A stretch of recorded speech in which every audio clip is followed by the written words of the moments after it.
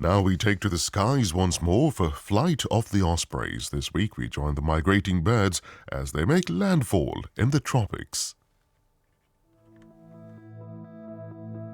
Floating on thermals high above West Africa, Britain's ospreys have crossed the Sahara and the arid Sahel. Catching the light beneath them is a broad strip of fresh water and tropical forest. They've reached the Gambia River. The bird life is incredible. The sounds are spectacular. All the way along, you'll find osprey populations amongst the dense mangroves. It's early November, and the biologist and adventurer Sacha Dench has spent the last 3 months following Britain's ospreys on their annual migration.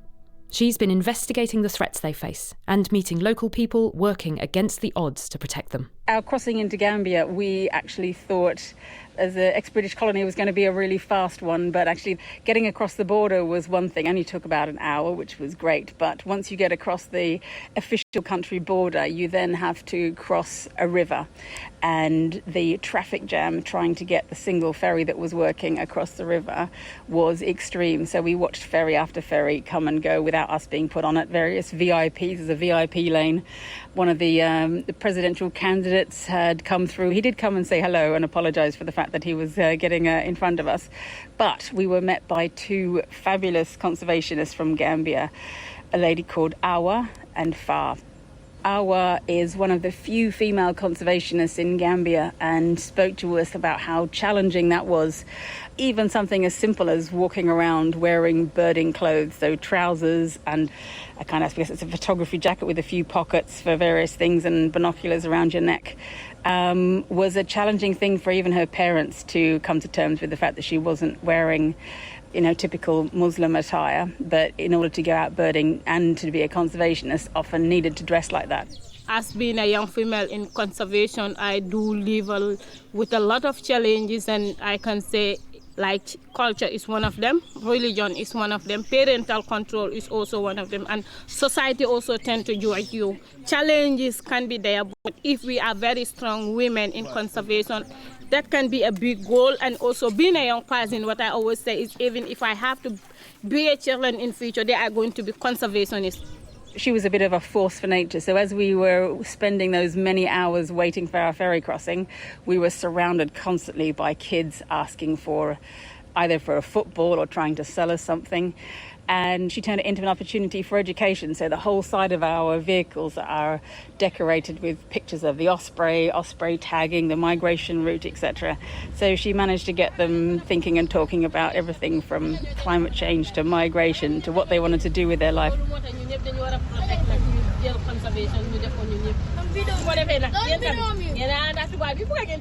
And I was wondering how that was going to go down, and eventually a couple of kids turned up having found a piece of paper from somewhere and asking for a pen so they could take notes and then go back to tell their parents or their other friends or to tell their school.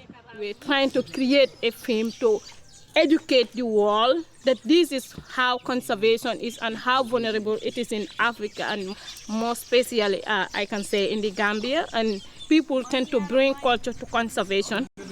We are very strong women in conservation and fight against that.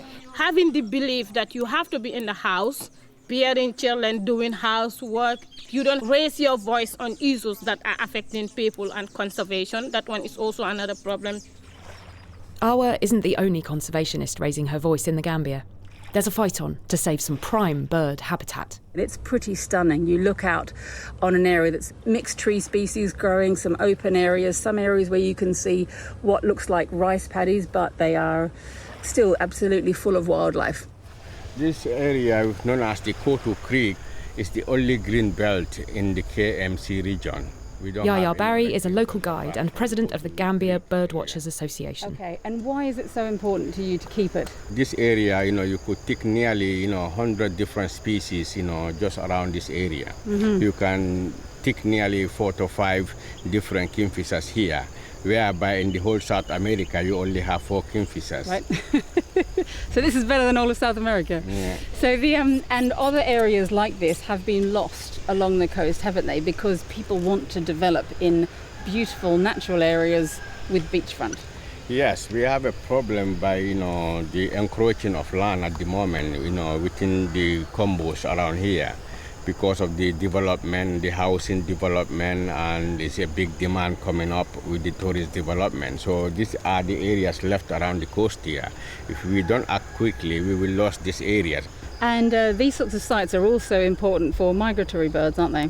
Absolutely, like the other part of the creek, is a wetland. You have a lot of migratory waders coming in, and in fact, a few years ago, we have some waders like the Terrick sandpiper. We have the American whistling ducks been around here. The golden plover's been seen here. So if this area is lost, we will not have these migratory birds where to be. As we walked up towards it, we met a woman called Fatu. So she and others use this greenbelt area for basic food production, but it's done on such a small scale and organically, so it's still a haven for wildlife. I'm making rice here. One day I'm working here, 1-2 man come. They greet me, they say, how are you? I say, fine. They say, we are coming here to fence the place because the government, they sell the place for the Chinese people. The tractor is coming. The tractor? The tractor is coming to destroy anything here. I say, but that is not right. And there was no warning whatsoever? Yeah, actually there was no warning according to Fatu and according to some of the conservationists. So how did you feel? I'm crying, and still I'm crying. She turned up one day and suddenly found someone was not only digging a ditch but also building a wall to start the construction of a hotel right in the middle of it. A woman like her basically got together with others and the local birding association, and they began to protest. And this was the first time that the local community and the birders had got together to really try and fight the rapid development that's happening on the green spaces along this area.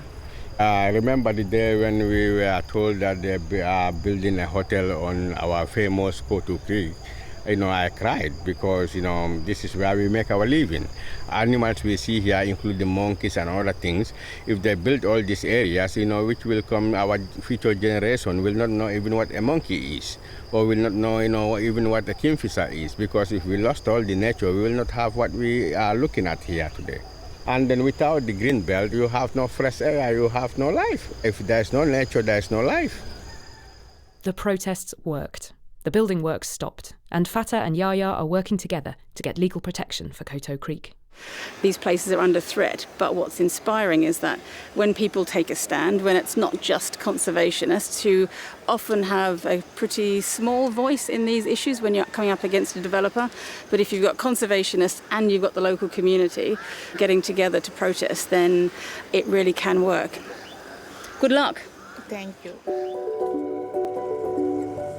As Sacha drives south, she's outpacing some of the migrating British ospreys. 3 young males were fitted with satellite tags in the Tweed Valley this summer.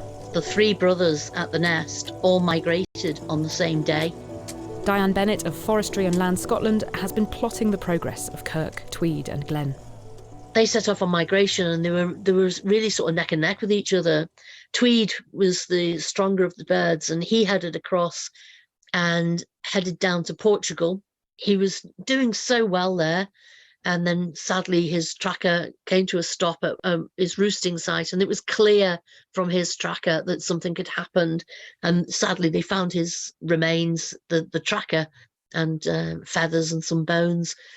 And it was thought that somebody who monitors the site, monitors the duck population there, had made an observation of goshawks that were very prolific in the area, feeding on ducks, and they had also predated on buzzards locally in the area. His brother, Kirk, was following a very similar direction. Kirk turned back, he was finding conditions going too hard, and he landed at Cork, and then he suddenly took off very, very rapidly, very high, in quite fast wind conditions, and went west. Instead of going south, he went directly west, out to the Atlantic Ocean, and then his tracker just literally stopped. 2 of the brothers haven't made it, but Glenn seems to have a stronger instinct for survival. Exhausted on his sea crossing from the UK, he spent the night on board a freighter before taking off and heading for the rich fishing grounds of northern Spain. The next time after that, he'd reached the very tree-lined valley, lovely freshwater river, fast flowing from what we can gather, taking out trout, familiar to what he'd been feeding on in the Tweed Valley.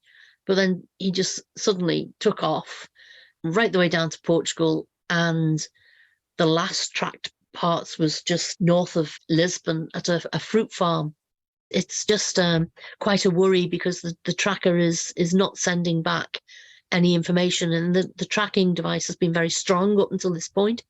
Immediately prior to that area, there's a big train line, lots and lots of electric fences, cables and pylons. I just worry, has he been predated or has he injured himself? It's a bit of a nail-biting wait. We'll keep our fingers crossed for Glenn and check in on that Portuguese fruit farm next week. Gambia is basically a long, thin country, a tiny strip of land really on either side of the Gambia River. So we can follow the river all the way upstream, and all the way along you'll find osprey populations amongst the dense mangroves. So we took a long pirogue journey in through the mangroves where there were ospreys every 50, 100 metres. It was really beautiful. Mangrove habitat is critical for migrating birds. The roots around the mangroves in the tidal zone are critical areas for juvenile fish.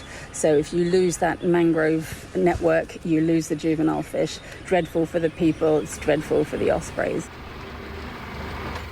So we went into a tiny village built on the edge of the mangroves, and the chief, who is young, is he only 27? I think he thinks he might be the youngest village chief. He has big plans for it. So here, what people do here is only fishing. Fishing is their main occupation. Women will go for oyster fishing, crab, all seafoods. And that grows on the roots and around the roots of the mangroves? Yeah. You have oysters attached to the roots of the mangroves. So that's what they do, and it's like a seasonal thing. Augustus Sanyang is the head of his village, which relies on the mangroves growing at the riverside for food, wood and protection from floods. But the ports here are expanding, and concrete is gradually closing in on the community. All around this area, mangroves have been damaged a lot, and most of the Banjul land has been used by many businessmen for their own purpose, and we have seen that mangroves have been damaged. The villagers don't intend to see their environment degrade any further, so they've come up with a solution. They're planting their own mangroves. It's a big project. I like that project because when we were walking one day with my brother told me, don't you think this place can be grown mangroves?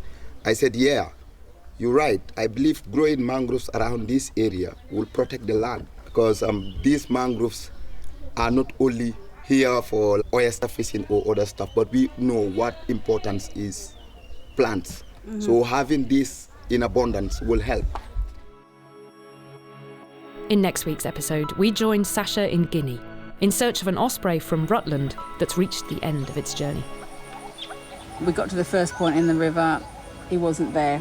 Did the first kind of bend towards point number 2, still no osprey there at all.